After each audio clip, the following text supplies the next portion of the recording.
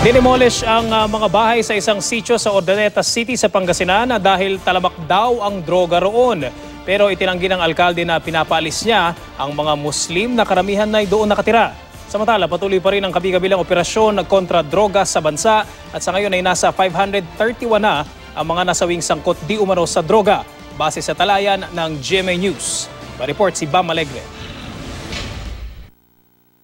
Giniba na ang ilang bahay na ito sa Sitio Darussalam, Barangay Camantiles sa Urdaneta City, Pangasinan. Ayon kay Mayor Amadeo Gregorio Perez IV, ginawa na raw kasing pugad ng mga tulak ng shabu ang lugar. Pero pinabulaanan niya ang mga balitang ipinag-utos daw niya ang pagpapaalis sa mga Muslim na nakatira sa lungsod. Nagkataon kasing karamihan sa mga nakatira sa na-demolish na lugar, mga Muslim. There was a news that Pangasinan mayors ordered Muslim out of Urdaneta. So this is not true. Because I was never interviewed by this media man. Mariin din niyang itinangging ang di umano'y pagpasa ng batas na nagbabawal daw sa pagpasok ng mga Muslim sa kanilang syudad. All the people making business here are welcome. Our Muslim brothers, as long as it is legal. Pero kung may hindi po maganda, hindi po dapat yun dahil bawal po yun. Tanggap daw ng mga residente na wala silang karapatan sa lupang kinatitirikan ng kanilang bahay.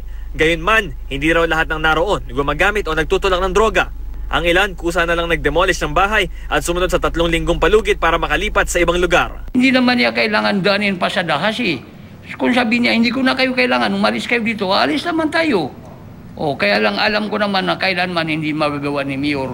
Kasi unang-una, malalaman din niya na may katwiran din kami manatili dito. Huwag ka lang gumawa sa labang sa batas.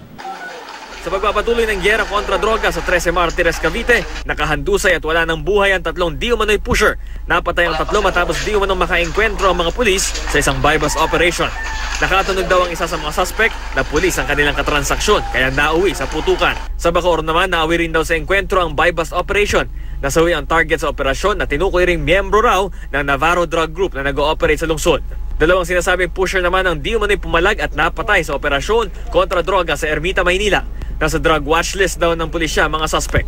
Nanlaban din daw sa mga pulis ang isang di umano'y tulak ng droga sa Calamba City, Laguna. Maliban sa baril, may nakita rin daw bulto-bultong droga sa nasawing suspect. Hanggang ngayong araw, umabot na sa 531 ang bilang ng mga nasawing sangkot umano sa droga. Base yan sa tala ng GMA News mula noong maupo sa pwesto si Pangulong Duterte hanggang kaninang alas 2 ng hapon. Inaalam naman kung may kinalaman sa droga ang pagkamatay ng isa umanong drug user sa Ilog Negros Occidental. Nakita rin sa tabi ng bangkay ang isang sako na may mga nakasulat na "Huwag niyo akong tularan". Iniimbestigahan na rin ang pamamaril sa isang dating sundalo sa Batasan Hills sa Quezon City. Dati na raw siya naging subject sa Oplan Tokhang dahil di umano sa paggamit at pagtutulak daw ng droga. Bam Alegre, GMA News.